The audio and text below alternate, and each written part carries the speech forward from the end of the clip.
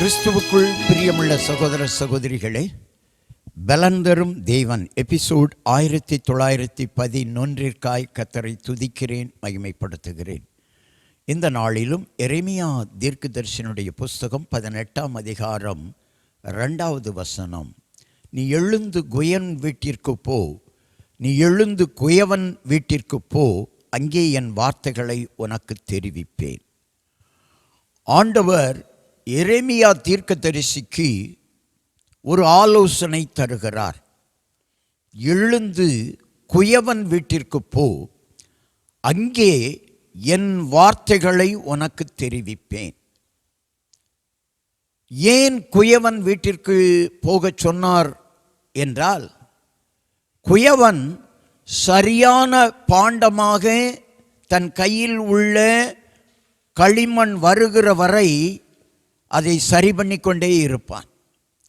அதை இஸ்ரவேல் ஜனங்களுக்கு போதிக்க வேண்டும். ஆண்டவர் உங்களை சிட்சிக்கிறார் என்று சொன்னால் உடனே ஆண்டவரை விட்டு விலகிவிடக்கூடாது. உங்களை பாதுகாக்க, பராமரிக்க, உங்களை உயர்த்த சில காரியங்களை ஆண்டவர் தருவார். எனவேதான் தீர்க்கதரிசியை பார்த்து, குயவன் வீட்டிற்கு போ, அங்கே உனக்கு ஒரு பாடத்தை இஸ்ரவேல் ஜனங்களுக்கு நீ எப்படி சொல்லிக் கொடுக்க வேண்டும் என்று தெரிவிப்பேன்.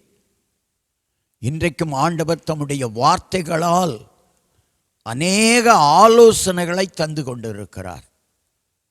கர்த்தருடைய வார்த்தைகளை வாசித்து பாருங்கள் வேத புத்தகத்தில். அவைகள் உங்களுக்கு பிரயோஜனமாய் இருக்கும், உங்கள் வாழ்க்கைக்கு பிரயோஜனமாய் இருக்கும், உங்கள் குடும்பத்திற்கு பிரயோஜனமாய் இருக்கும். கர்த்தருடைய வார்த்தையை நம்புங்கள். கர்த்தருடைய வார்த்தை பொன்னை காட்டிலும் புடமிடப்பட்ட வார்த்தை. அது வெறுமையாய் ஆண்டவரிடத்திலே திரும்பாது. கண்களை மூடி ஜெபிக்கலாம்.